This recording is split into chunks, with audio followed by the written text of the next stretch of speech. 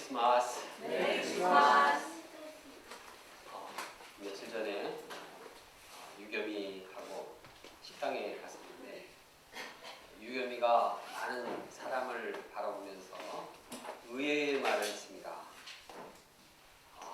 이 사람들 다 하나님 믿으면 좋겠다. 왜 그런 얘기를 했는지, 어떻게 해서 그런 말을 하게 됐는지 저는 잘 알지 못합니다. 근데 얼마나 기특한 말입니까? 참 들으면 생각하면 생각할수록 제 마음은 기뻤습니다. 어린아이가 한마디 한 그 말에도 내 마음이 이렇게 깊은데, 우리가 예수 그리스도의 탄생 소식, 우리를 구원하기 위해서 이 땅에 오신 예수님의 그 탄생의 소식을 마음 깊이 영접할 때 우리는 얼마나 기뻐할 수 있겠습니까? 본문은 천사가 마리아에게 예수님의 탄생 소식을 예고하는 내용입니다. 우리가 이 성탄의 메시지를 통해서 하나님께서 우리에게 주시는 은혜와 소망이 무엇인지를 깊이 영접하기 원합니다. 그래서 우리 마음으로부터 즐거운 성탄절, 기쁨의 성탄절을 보내기를 간절히 원합니다. 첫째, 비천한 마리아에게 은혜를 베푸신 하나님. 엘리사벳이 아이를 잉태한 지 6개월이 지났습니다. 천사 가브리엘이 하나님의 보내심을 받아서 갈릴리 나사렛이란 동네로 갔습니다. 나사렛은 시골로서 이 산이 이렇게 둘러싸인 둥지와 같이 조용하고 아름다운 곳이었습니다. 천사는 그곳에 있는 처녀 마리아를 찾아갔습니다. 마리아는 요셉의 자손, 마리아는 요셉과 약혼한 처녀였습니다. 그런데 천사가 마리아를 보면서 인사를 했습니다. 은혜를 받은 자여 평안할지어다. 주께서 너와 함께 하시도다. 은혜를 받은 자여 평안할지어다. 이것은 당시 헬라에서 평범한 인사말이었습니다. 그런데 그 뒤에 주께서 너와 함께 하시도다. 이 말은 굉장히 의외의 말이었습니다. 왜냐하면 주께서 너와 함께 하시다, 이 말은 구약에 보면 하나님께서 위대한 영적 인물들에게 하신 말씀이었기 때문입니다. 어째 이런 말을 나에게 하는가? 천사가 자기에게 온 것도 놀라운 일이었지만 왜 이런 말을 나에게 하는 것일까? 그는 마음에 두려움이 생겼습니다. 부담스러웠습니다. 그런데 천사는 마리아에게 다시 말했습니다. 두려워하지 말라. 내가 하나님께 은혜를 입었느니라. 은혜를 받았은 거니까 묻지 말라. 두려워하지 말라. 그리고 그 은혜가 무엇인지 구체적으로 말해주고 있습니다. 다같이 31절 말씀을 함께 읽어보겠습니다. 시작. 보라, 내가 잉태하여 아들을 낳으니 그 이름을 예수라. 마리아가 받은 은혜는 예수님을 낳게 되는 데 쓰임받는 그러한 은혜입니다. 여기서 마리아가 받은 은혜에 대해서 생각해 봅니다. 은혜가 무엇입니까? 성경에서 은혜라는 말은 하나님께서 주시는 사랑, 하나님께서 주시는 선물을 말합니다. 하나님께서 주시는 사랑과 선물이 한두 가지입니까? 하나님께서 주시는 선물은 너무나 많습니다. 우리가 마시는 공기, 물, 산과 바다, 들, 모든 것이 것이 다 하나님께서 주신 은혜입니다. 우리에게 부모를 주신 것도 하나님의 은혜고, 우리에게 자녀를 주신 것도 하나님의 은혜요, 우리에게 형제 자매들을 주신 것도 하나님의 은혜입니다. 우리에게 생명을 주신 것도, 우리가 건강을 받은 것도 하나님께서 주신 은혜입니다. 모든 좋은 것은 알고 보면 다 하나님의 은혜입니다. 은혜가 아닌 것이 뭐가 있습니까? 다 하나님께서 주신 은혜입니다. 그래서 우리는 은혜라는 말을 참 좋아하기도 하고 또 많이 쓰기도 합니다. 은혜롭다, 은혜스럽다. 그런데 여기서 말하는 은혜는 무엇입니까? 마리아가 받은 은혜는 무엇입니까? 그것은 메시아 예수님을 탄생케 하는 어머니로 쓰임받는 은혜입니다. 인류의 구원자 메시아를 잉태하는 그런 쓰임받는 은혜입니다. 세상에서 훌륭한 인물을 탄생하는 것도 이 부모에게 있어서는 큰 축복입니다. 우리 자녀가 장관이 되었다, 우리 자녀가 인류대에 합격했다, 좋은 직장에 합격했다. 그래도 그 부모는 얼마나 참 기뻐합니까? 그런데 모든 인생과 모든 민족과 세계와 역사를 뒤집고 새롭게 하는 구원의 메시아가 자기 몸에서 탄생했다는 것, 이것은 다른 어떤 은혜보다도 크고 특별한 은혜였습니다. 그래서 엘리사벳이 성령이 충만해서 마리아에게 말합니다. 여자 중에 네가 복이도다. 이 말은 여자들 중에는 네가 가장 복된 여자다, 그런 말입니다. 또 마리아 자신도 자기가 이렇게 성모로서 쓰임받는 은혜는 너무나 기쁘고 너무나 감격스러운 일로 고백하고 있습니다. 그래서 그는 찬양합니다. 내 영혼이 주를 찬양하며 내 마음이 내 구주를 기뻐하였으면 그의 여종의 비천함을 돌보셨습니다. 보라, 이제 우리는 만세의 날을 복이 있다 일컬이로다. 마리아는 인간적으로 볼 때 자랑할 것이 별로 없습니다. 마리아가 지내는 갈릴리 나사렛은 다른 사람들로부터 천대를 받은 곳이었습니다. 요즘 말로 하면 강남 지역이 아니라 강북에서도 저쪽 별로 좋지 않은 그런 변두리 사는 그런 출신입니다. 마리아는 가문이 좋은 그런 제사장의 집의 출신도 아니었습니다.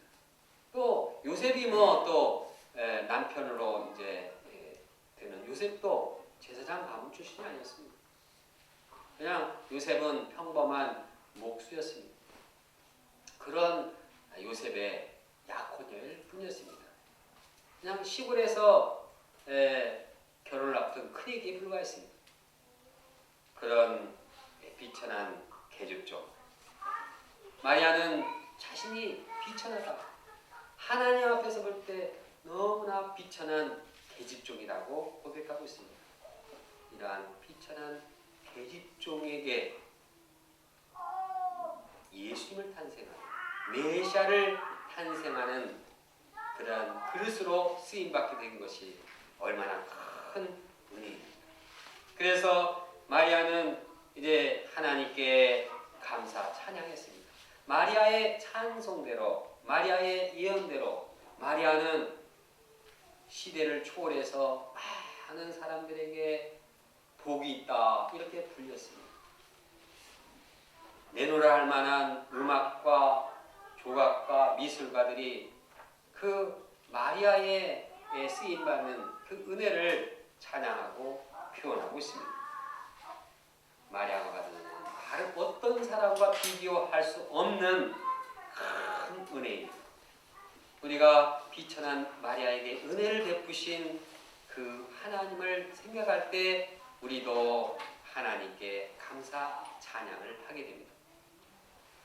우리가 성탄절을 기뻐하는 이유는 예수님께서 탄생하신 것도 있지만 이렇게 비천한 자를 메시아 탄생의 도구로 쓰신 것,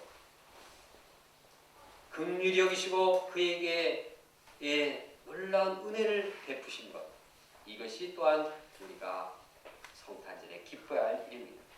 그런데 하나님께서는 마리아에게만 은혜를 베푸시는 분이 아닙니다.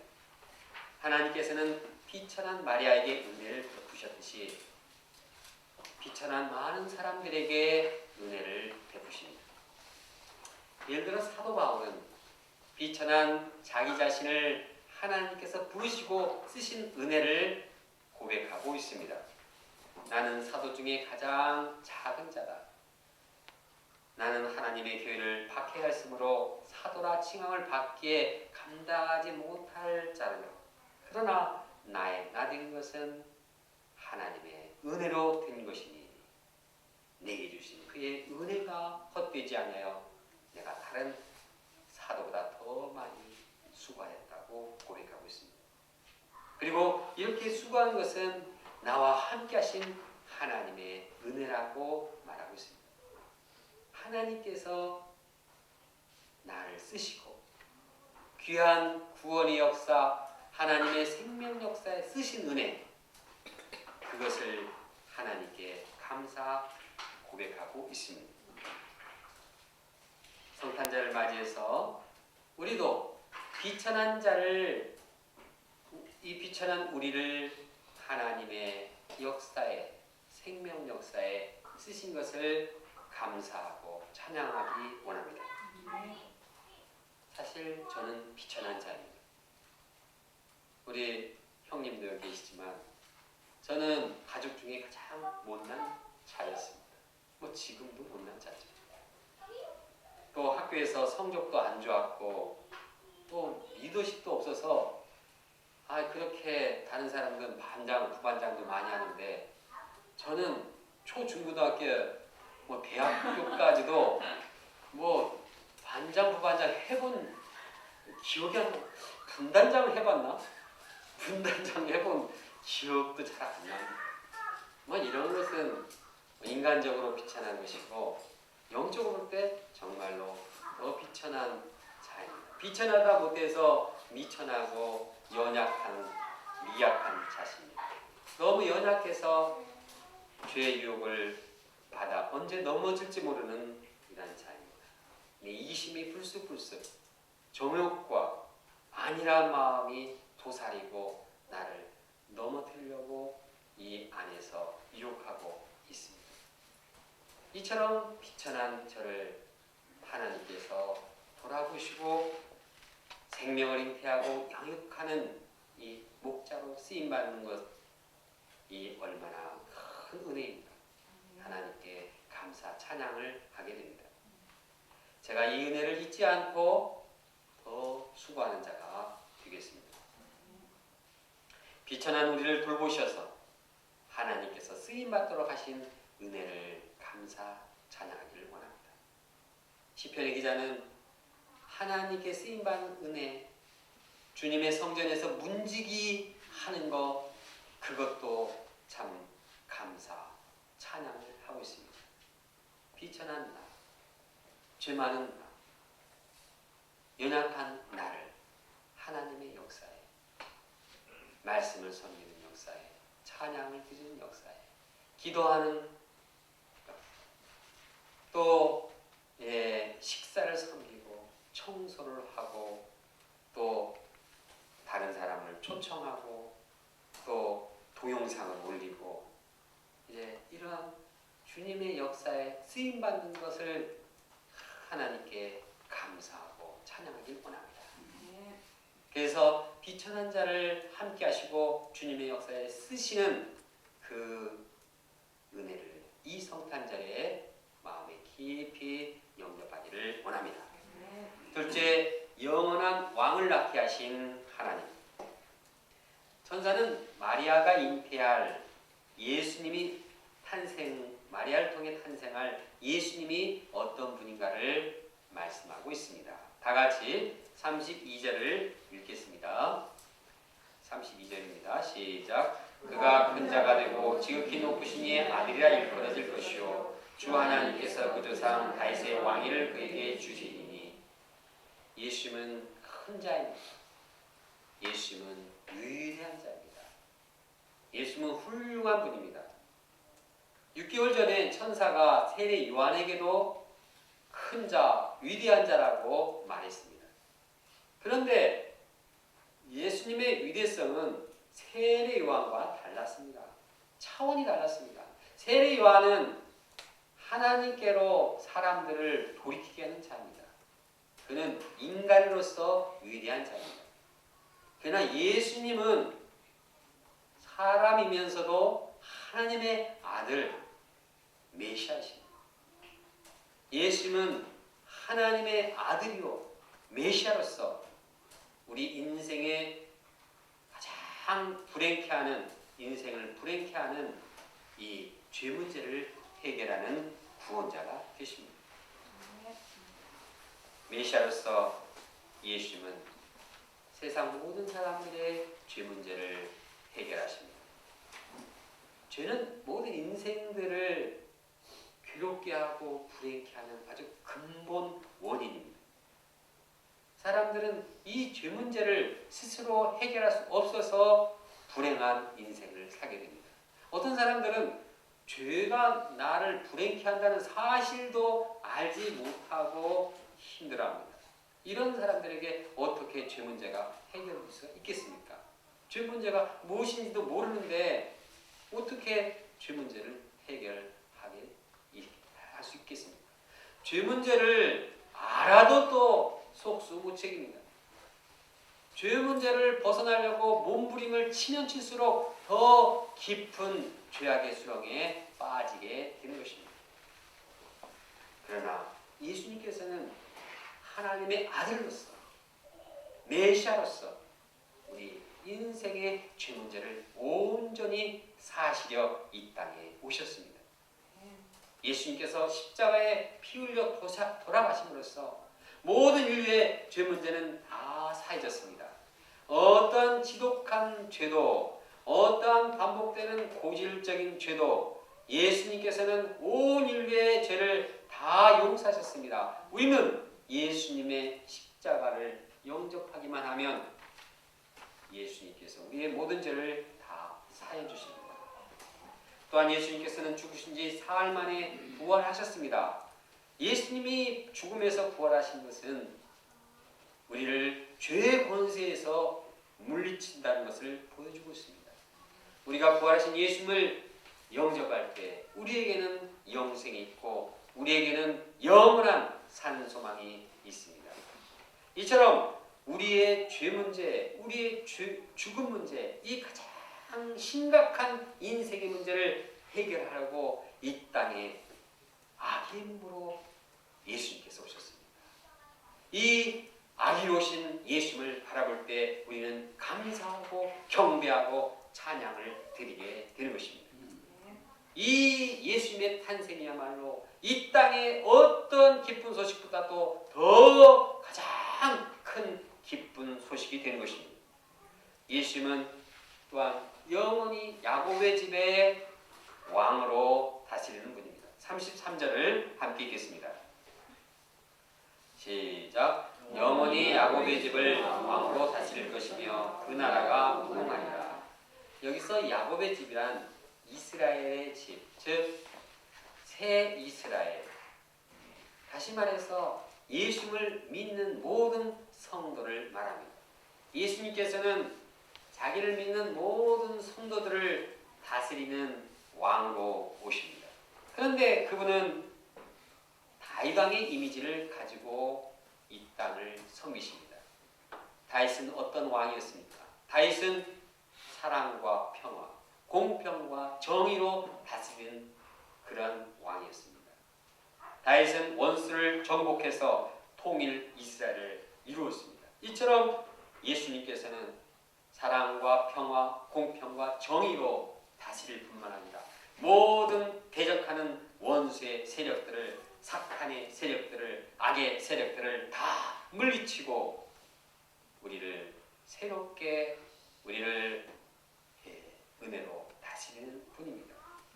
그러므로 우리가 왕이신 예수님을 영접할 때 우리 마음에 있는 모든 죄의 세력, 사탄의 세력은 벌벌벌 떨면서 다 쫓겨납니다.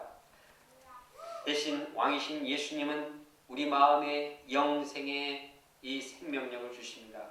영혼의 자유를 주십니다. 평강과 기쁨을 넘치도록 주십니다. 우리가 왕으로 오신 예수님을 영접하면 지금도 우리 안에 참 심령을 새롭게 하시고 우리는 매일 매 순간 행복하게 살아가게 됩니다. 지금 이 시간 나의 왕이 누구입니까? 예수님. 내 왕이 내 자신이 되지 않기를 원합니다. 내 왕이 쾌락이나 물질이나 돈이 왕이 되지 않기를 원합니다.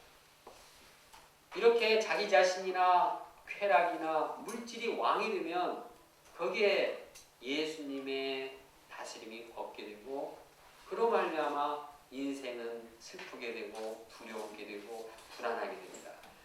아무리 내가 나를 움직이려고 해도 나의 안에 있는 불안함, 고민, 걱정들 해결이 안 됩니다. 그러나 어떤 어려운 궁지에 있어도 예수님을 왕으로 모실 때 우리는 거기에 진정한 평화를 누리게 되고 만족과 기쁨을 누리게 되는 것입니다. 또한 가정도 마찬가지입니다. 가정의 왕이 누구입니까? 남편이 왕이 되거나 아내가 왕이 되거나 자녀들이 왕이 될 때 거기에는 갈등이 있고 불화가 있습니다. 상처가 있고 이 정말 총만 안 가지고 있지 이 전쟁터처럼 그냥 항상 불안하고 긴장합니다. 그러나 예수님께서 가정의 왕이 되실 때 거기에는 사랑이 있고 평화가 있고 또한 자유가 있고 또 기쁨과 행복이 있습니다. 교회도 마찬가지입니다. 교회의 왕이 누구입니까? 목자가 왕이 되고 양들이 왕이 되고 또 다른 어떤 것이 왕이 될 때는 우리는 무질서하고 갈등하고 서로 다투게 됩니다. 교회의 왕이 되실 때 예수님께서 교회의 왕이 되실 때 거기에 은혜가 있고 진리가 넘치게 되는 것입니다. 예수님은 세상 모든 영역에서 왕이 되시려고 이 땅에 오셨습니다. 왕이 되셔서 우리를 새롭게 하고자 오신 것입니다. 이를 위해 하나님 나라에서 이 땅까지 오신 우리 예수님, 그 아기 예수님을 바라볼 때 우리는 마음으로부터 경배하고 그분께 감사해야 하겠습니다.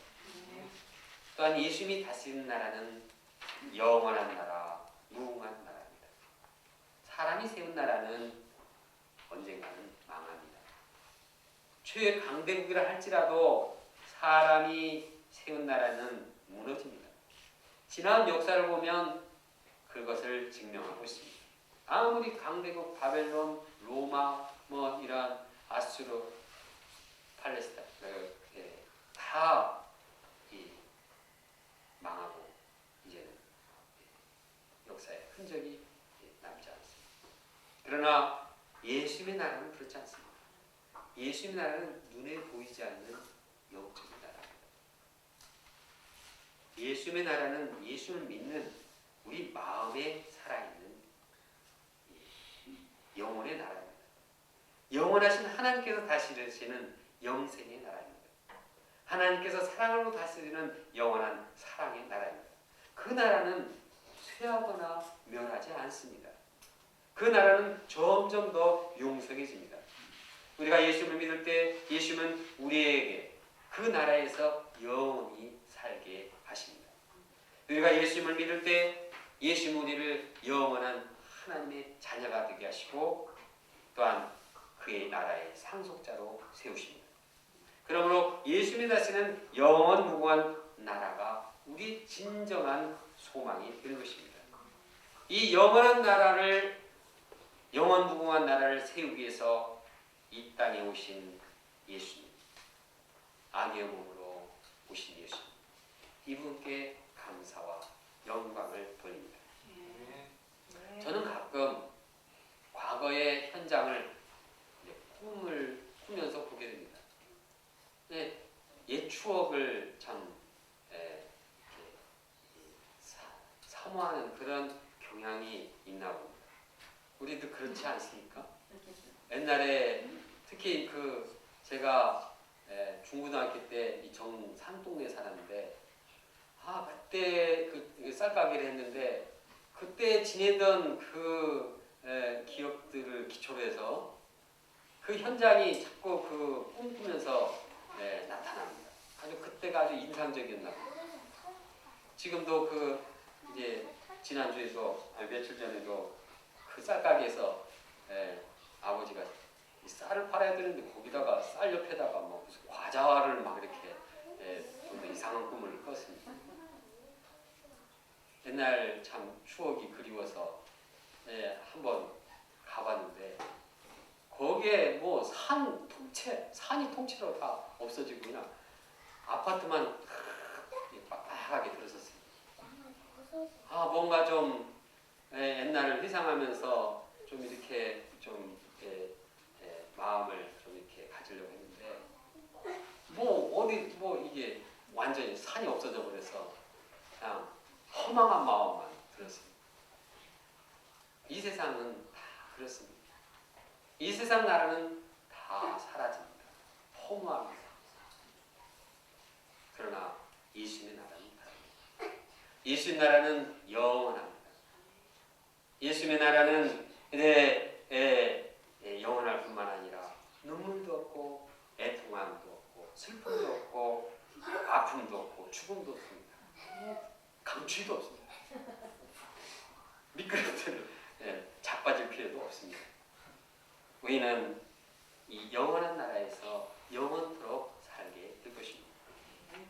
거기에서 우리 소천하신 부모들도 만나게 될 것입니다. 먼저 떠난 우리의 믿는 자들 영원한 나라에서 함께 만나 사랑하고 사랑을 나누게 될 것입니다.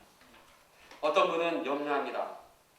이 땅에서 원수로 지냈는데 하나님 나라에서 영원히 이제 만나고 그 원수하고 영원토록 산다니 이거 참 어떻게 하나 걱정을 합니다. 원수하고 영원히 사느니 내가 예수님 나라 안 가겠다고 이제 포기하는 사람도 있습니다. 그러나 그것은 착각입니다. 예수님 나라에는 미움이 없고 오해가 없고 오직 이해와 사랑과 또한 은혜가 넘치는 곳입니다. 우리를 영원한 예수님의 나라로 인도하시기 위해서 이 땅에 악의 몸을 오신 예수님을 찬양합니다. 셋째, 마리아에게 능력을 베푸신 하나님. 처녀 마리아가 천사의 말을 듣고서 이해하기 어려운 점이 있었습니다. 그래서 그것을 마리아는 천사에게 물었습니다. 나는 남자를 알지 못하니 어찌 이 일이 있으리까? 처녀가 결혼도 안 했는데 어떻게 아기를 낳을 수 있는가 하는 질문입니다. 이것은 마리아가 천사의 말을 못 믿어서가 아니라 어떻게 낳을 수 있는가 그 방법을 알고자 한 것입니다. 이에 천사는 그 일이 어떻게 일어나는지 가르쳐 줬습니다. 35절을 함께 읽겠습니다. 시작. 천사가 대답하여 이르되 성령이 내게 임하시고 지극히 높으신 이의 능력이 너를 덮으시리니 이러므로 나실 바 거룩한 이는 하나님의 아들이라 일컬어지리라. 동정녀 마리아의 수태는 성령의 역사로 가능합니다. 하나님의 능력으로 가능합니다. 하나님께서는 능력으로 천지를 창조하신 분입니다. 천지를 창조하신 하나님께서 그 능력으로 처녀가 아기를 잉태하게 하십니다. 마리아만 그런 것이 아닙니다. 그 예로 엘리사벳 역시 이제 성령의 역사로 수태하게 되었습니다. 내 친족 엘리사벳도 늙어서 아이를 베었느니라. 본래 임신하지 못한다고 알려진 이가 이미 6달이 되었나니 대저 하나님의 모든 말씀은 능하지 못하심이 없느니라. 하나님의 능력, 하나님의 말씀은 능치 못할 일이 없습니다. 창세기 보면 사라가 나이 늙어서 이제 아이 낳을 수가 없게 되었습니다. 그러나 사라에게도 이제 아이를 낳을 수 있도록 하나님께서 능력으로 행하셨습니다. 하나님은 죽은 자를 살리시고 없는 것을 있는 것으로 부르십니다. 하나님께는 불가능이 없습니다. 예수님의 탄생은 남녀의 육체를 통해서가 아니라 성령이 함께 하시고 하나님의 능력으로서 이루어지는 일입니다.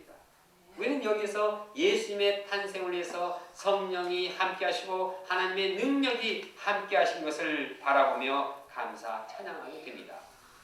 예수 그리스도의 탄생, 성자의 탄생을 위해서 성령께서 하나님께서 성령, 성부, 성신께서 함께 하시고 이를 축복하시는 이러한 역사를 바라볼 때 우리는 감사 찬양을 하게 됩니다. 또한 지금도 동정녀 마리아를 잉태하게 하신 그 성령과 하나님의 능력이 우리와 함께 하십니다. 성령과 하나님의 능력이 함께 하셔서 우리 영적인 생명을 잉태하는 기적의 역사를 일으키고 있습니다. 누가 영적인 생명을 구원하게 할 수 있습니까? 성령과 하나님의 능력이 아니라면 우리가 어떻게 구원을 받고 죄사함의 은혜를 덧입을 수 있습니까? 어떻게 하나님의 자녀가 될 수 있습니까? 어떻게 우리가 하나님의 자녀가 되어 영원한 나라를 상속할 수 있습니까? 그것은 성령께서 하나님의 능력으로 우리를 변화시키기 때문입니다. 이것은 인간의 힘으로 할 수 없는 일입니다. 제가 하나님의 자녀가 된 것은 성령과 하나님의 능력으로 인한 것입니다. 그러므로 지금도 우리와 함께 하시는 성령과 하나님의 능력을 바라보면서 감사 찬양하기를 원합니다. 여기서 빠질 수 없는 내용이 있습니다. 그것은 마리아의 순종입니다. 하나님의 능력, 성령의 능력이 임하려면 마리아의 순종이 요구되었습니다. 그런데 마리아가 말씀에 순종할 때 거기에는 여러 가지 아픔과 어려움이 따랐습니다. 약혼자 요셉이 마리아가 임신했다는 소식을 들을 때 얼마나 오해를 하겠습니까? 요셉은 이 제3의 여인을 제3의 남자를 둔 그 마리아가 하고 살 수가 없을 것입니다. 이혼을 하게 될 것입니다. 처녀가 이러한 파혼의 소식을 들을 때 얼마나 고통스럽겠습니까? 그것으로 끝나지 않습니다. 여인에게 있어서 이제 다른 사람들에게 간음했다는 명목으로 손가락질을 받게 될 것입니다. 손가락질을 받는 정도가 아니라 돌에 맞아 죽을 위기에 처하게 되는 것입니다. 이러한 위험과 고통과 아픔이 있어도 마리아는 말씀에 순종하겠다고 결단했습니다. 주의 여종연이 말씀대로 내게 이루어지다. 어떤 어려움이 있다라도 어떤 고난이 있다라도 말씀대로 이루어지겠다는 분명한 각오와 결단이 있었습니다. 하나님께서는 이러한 순종한 마리아를 통해서 메시아 예수님을 탄생시키시고 새로운 구원 역사를 이루어 나가셨습니다. 지금도 하나님께서는 생명 구원 역사를 이루기 위해서 이처럼 마리아처럼 말씀에 순종하는 사람들을 쓰십니다. 말씀에 순종하기가 얼마나 어렵습니까? 먹고 살기 바쁘고 급한 일도 많고 어제 상준 형제님 왔는데 뭐 주일이고 뭐 없습니다. 뭐 토요일이고 주일이고 그냥 영화를 보다가도 직장에서 오면은 영화 30분 보다가 나가고 뭐 2번 지난주에 영화 보려고 했다가 2번 다 30분 만에 나왔다. 이런 세상에서 말씀대로 순종하고 말씀대로 결단하고 사는 것이 얼마나 힘듭니까? 그러나 우리가 하나님의 말씀에 순종할 때 거기에 아픔과 고통과 어려움이 따르지만 하나님께서는 그 말씀 순종을 통해서 성령의 역사하시고 기적을 이루어 나가십니다. 말씀에 순종할 때 하나님의 능력으로 영적 생명을 낳고 영적 생명을 양육하는 놀라운 은혜에 쓰임받게 되는 것입니다. 또한 말씀에 순종할 때 예수님께서 다스리시는 영원한 하나님 나라에 동참하게 될 것입니다. 결론적으로 천사는 처녀 마리아에게 예수님의 탄생을 예고했습니다. 하나님께서는 비천한 마리아에게 메시아를 잉태하는 은혜를 베풀어 주셨습니다. 하나님께서는 마리아를 통해 영원한 왕 예수님을 아기의 몸으로 보내셨습니다. 이 일을 이루기 위해서 하나님의 능력, 성령의 능력을 베푸셨습니다. 이러한 하나님의 이러한 역사를 생각할 때 우리에게 은혜와 소망이 넘칩니다. 지금도 우리에게 은혜를 베푸시고 능력으로 행하시는 하나님, 영원한 왕 예수님을 보내주셔서 우리를 영원한 나라로 인도하시는 하나님께 감사와 찬양을 드립니다. 다 같이 33절을 함께 읽겠습니다. 시작. 영원히 야곱의 집을 왕으로 다스릴 것이며 그 나라가 무궁하리라. 다시 한번 읽겠습니다. 시작. 영원히 야곱의 집을 왕으로 다스릴 것이며 그 나라가 무궁하리라. 그 나라가 무궁하리라. 여기다가 힘을 줘서 한번 다시 한번 우리가 그 나라를 소망하는 마음 다시 한번 읽겠습니다. 시작. 영원히 야곱의 집을 왕으로 다스릴 것이며 그 나라가 무궁하리라.